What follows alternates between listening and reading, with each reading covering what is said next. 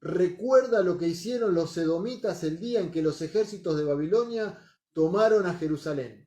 Destrúyanla, gritaron, allánenla hasta reducirla a escombros.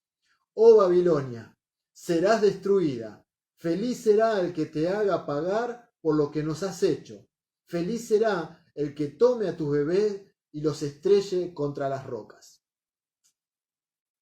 Hay una gran crítica acá sobre este salmo, ¿no? La gente que critica generalmente el Antiguo Testamento porque Dios parece ser un Dios iracundo y poco misericordioso y poco bondadoso, utilizan mucho este salmo, pero lo que el salmista está expresando aquí desde el comienzo del salmo es una pasión tremenda, tanto que ni se olvidaba todavía de lo que le decían los que se burlaban de ellos en los primeros versículos. Y acá dice esto: feliz será el que tome a tus bebés y los estrelle contra la roca. Miren, este tipo de pasión nosotros no lo podemos entender porque no vivimos esa cautividad, pero es una pasión racionable, es una expresión de una pasión razonable para gente que vivió bajo esa esclavitud, ese trato de tortura, de burla, no me sale la palabra ahora.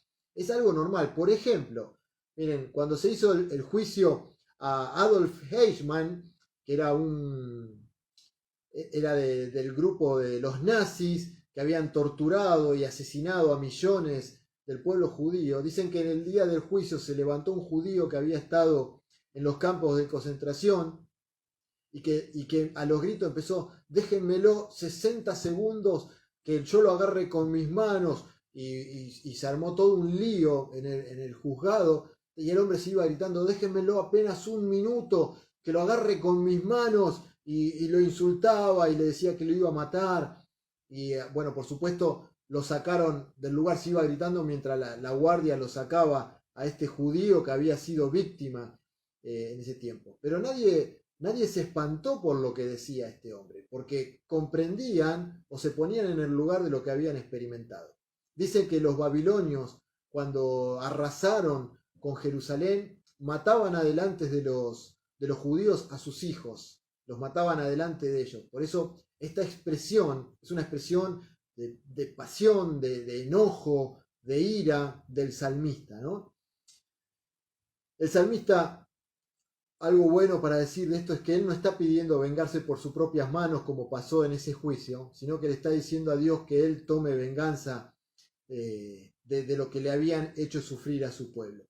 La gran conclusión de este salmo en estos versículos del 7 en adelante dice: oh Señor, recuerda lo que hicieron los edomitas el día que los ejércitos de Babilonia tomaron a Jerusalén.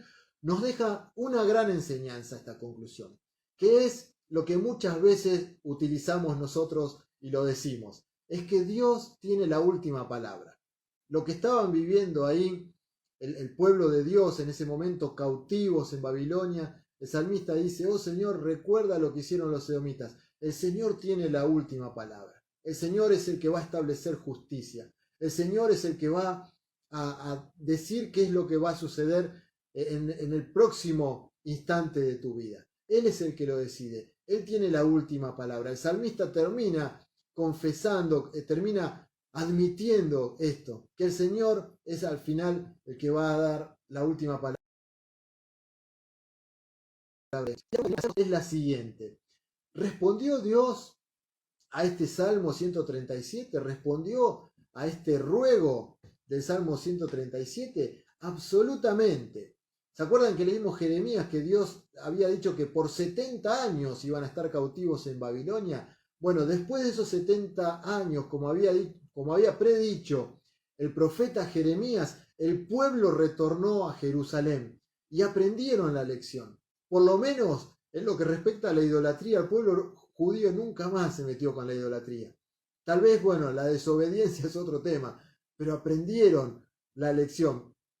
Y Dios cumplió finalmente también con la destrucción, arrasó el imperio persa, la ciudad de Babilonia, y Babilonia hasta el día de hoy sigue estando en escombros, sigue siendo una tierra asolada que no sirve ni para los arqueólogos. Dios tiene la última palabra.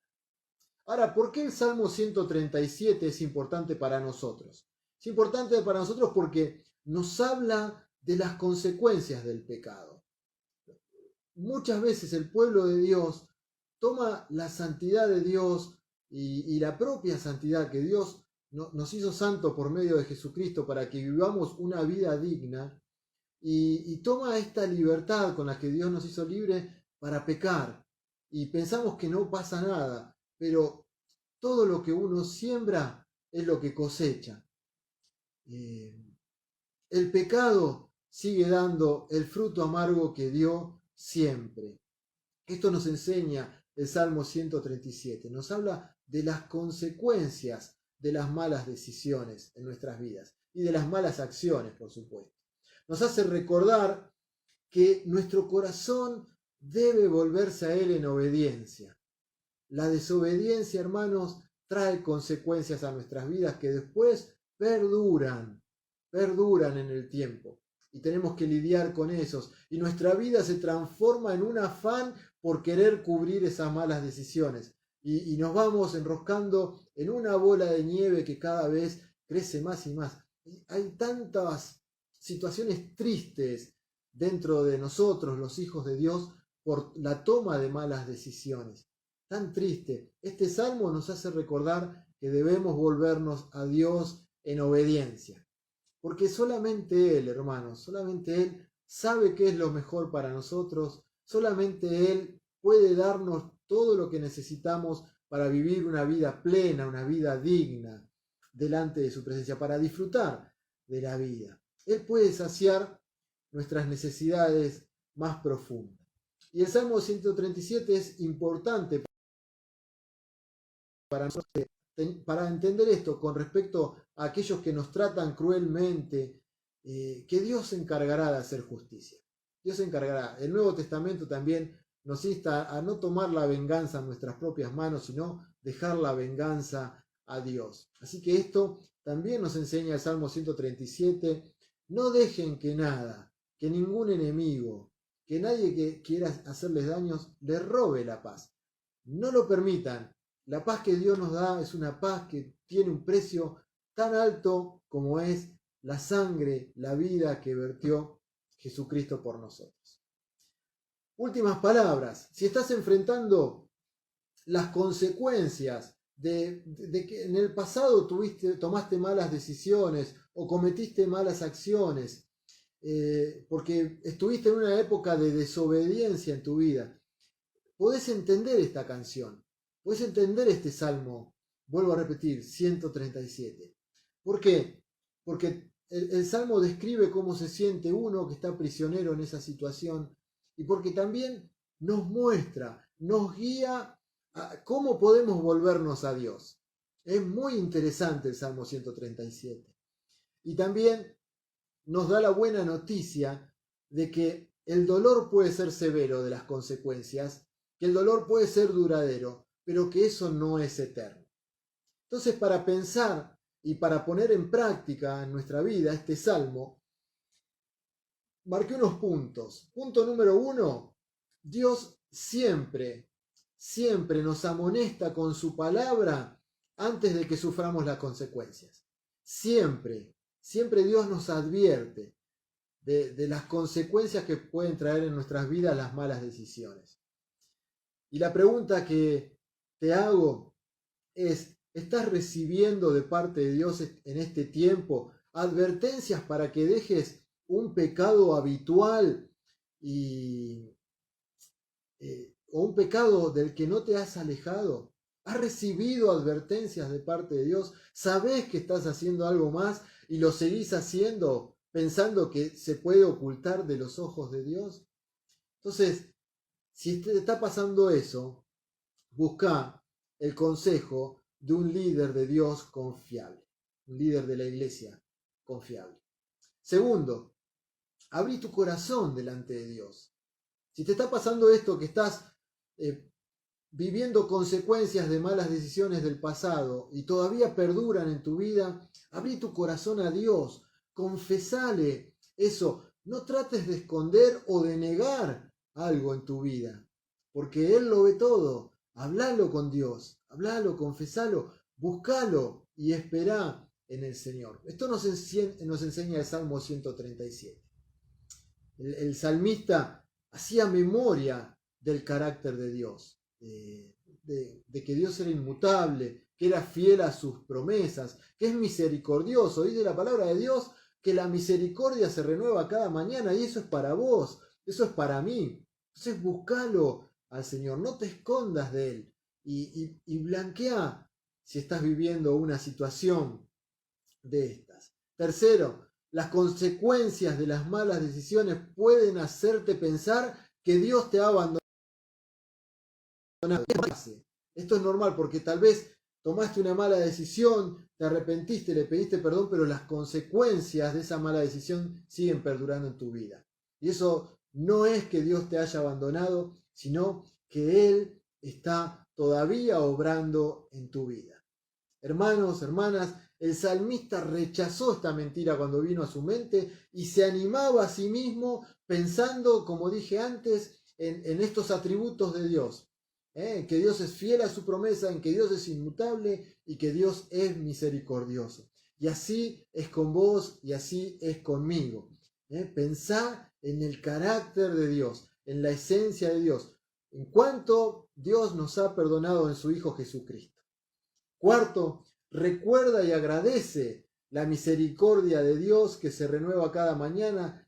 Dios en su misericordia, te dará una nueva oportunidad.